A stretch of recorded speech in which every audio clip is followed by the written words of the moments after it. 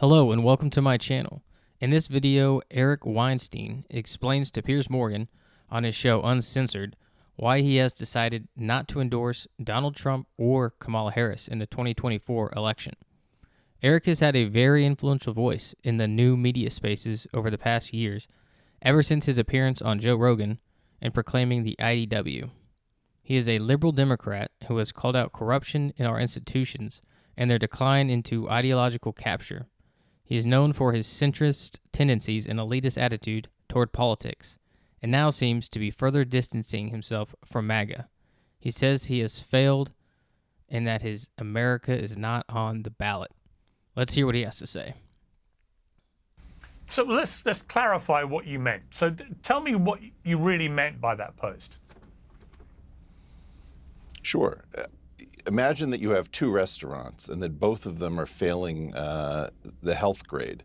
One of them may be failing the health grade by much more than the other because it has problems with fecal matter in the food, let's say. You may say, I can tolerate the risk of going to the one that's less dangerous, but you can't recommend the restaurants to somebody else because, quite frankly, they're both super dangerous. Now, in my opinion, the Democratic Party has become something completely ununderstandable, unrecognizable, and its leadership appears, in my mind, to be evil. And that is my party. The Republican Party is far more chaotic, but both parties have chosen a strategy where instead of courting common sense people, somewhat in the middle, although I don't think it's it's a linear spectrum anymore at all, they've decided to hang on to their extremes and pretend that they aren't there or not incredibly toxic and violent. And in part, my frustration is that in order for me to recommend a party, and I was hoping to recommend a ticket this election cycle, I don't think Kamala Harris and Tim Walz have given me any possibility of recommending them. So unless somebody can make that argument to me directly in the last few days, I just see it as an impossibility. I was very disappointed in some sense because I have three friends in the Big Six on the Republican side, which would be RFK Jr., Tulsi, and J.D. Vance. And, my feeling about this is that we have a situation by which the Republican Party is just completely incautious. And if you see the reaction, just search on my name and the word Jew.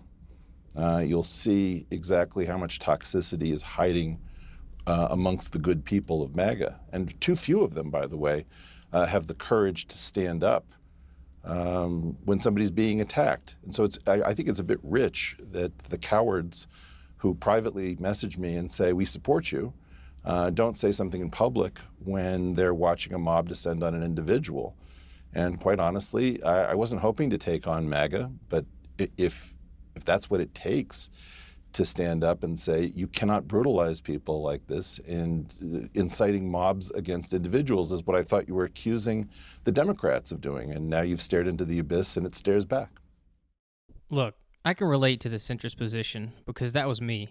Before I knew about Epstein and his sweetheart deal, before I saw how they treated vaccine hesitancy, before letting in millions of unvetted migrants, before Biden is fit for office, I could go on.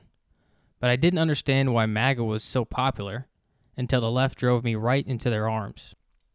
And I agree that there are dangerous aspects to both parties, and it is necessary to be critical of both. But the main reason that led me to support Trump is that he is a disruptor. He shook up D.C. on behalf of the people that are losing their representation. The people who have been deprioritized and delegitimized because they are privileged, white racists whose culture is apparently a precursor to fascism. It's not a perfect situation, but we are tired of being called Nazis. But it seems Eric is cautious of the people Trump represents. There are snakes in the grass. He is disturbed over anonymous X accounts attacking him for his tiny hat and attributes them to MAGA. I don't know if he is aware, but the real anti-Semites do not support Trump, or at least the establishment that is gathering behind him. I guess he doesn't follow Nick Fuentes. Trump is cozying up to people like Miriam Adelson and her billion-dollar fortune. I wonder if she is worried about MAGA's anti-Semitism and their brutal mob attacks on X. I also wonder if Elon or J.D. Vance did demand their anti-Semitic supporters to stop dogpiling poor Eric, would he vote for Trump then? Where the Democratic Party's chief tool is personal destruction, and they're trying to destroy people who went and tar them with the brush of Nazism. Now, that said, there are absolutely bigots, anti-Semites, really horrible people inside of MAGA that MAGA will not clear out, just the way I'll tell it to you this way. The Democratic Party will not clear out the people who were celebrating October 7th as an act of resistance by the great humanitarian Sinwar. And the Republicans will not clear out all of those people shouting at me that I should go back to Israel because what have Jews ever done for America? We're basically a fifth column in the United States. Check your nuclear weapons and see who made you the absolute strongest country as Americans. I'm sick to death of people being quiet. I'm talking not about the bad people in MAGA. I'm talking about the really good people, the people I love, whose back I have in MAGA. You don't have my back. That's your problem. Your problem is that you contact me privately rather than publicly. And you know that this is dangerous talk. It's not just a question of, quote, those mean tweets. You've got that wrong. This is the precursor to really bad things happen. Look at what happened in Beyoğlu in Istanbul during the 50s. Look at what happened in Germany in the 30s. When you allow people to start talking recklessly like this is the appetizer, it's the prelude, it's the precursor to violence. And quite honestly, both of these parties should have thrown the bad apples out and competed for the middle and the moderates and the reasonable people. And instead, they were pussies and they clung to their extremists in order to win an election. And it's going to be up to those of us who have to stand up to both of these parties to put this country back together. And, I'm not going to use my French on this podcast, but I'm sick to death of men with masculinity issues yelling coward at people who stand up to mobs. If you want to incite a mob or you want to hide within one or you want to hide behind anonymity, you've given us your calling card. So Eric is pretty much saying, I can't support either side because I can't support anti-Semitism or cowards that tolerate it. Apparently, he is a single-issue voter. Anti-Semitism is not a major problem for America, in the same way that racism is not a major problem. These talking points are manufactured by the media to appear as major problems in order to rile up their base and inflame hatred towards their political enemies. Fear and anger is how you win, and extremism is inevitable when politics operates under these conditions. An actual problem is the continued support of Israel's destabilization policy in the Middle East. Netanyahu was real passionate about invading Iraq in the 2000s, and similar rumblings are emerging around Iran today. An actual problem is open border policies, where resentful refugees from the war-torn Middle East are shepherded into every Western nation. An actual problem is anti-natalist policies pushed by leftists who all seem to be very apologetic towards communists. An actual problem is the replacement of Christian American culture with pluralism in the pursuit of global hegemony. An actual problem is illegal immigration to swing states. Eric wants the extremists thrown out of both parties, and the extreme on the right and left wants Zionist influence thrown out of their parties. When I see opposite extremes complaining about the same issue, it becomes harder to ignore their concerns and should be seriously debated. You know the whole free speech thing and letting the truth rise to the top? Eric wants them denounced and chased out of politics so he can come back to a safe space.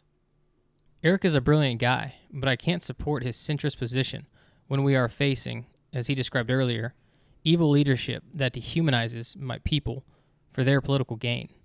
He makes a great point at the end of the show that I agree with completely, and is exactly why I boarded the Trump train.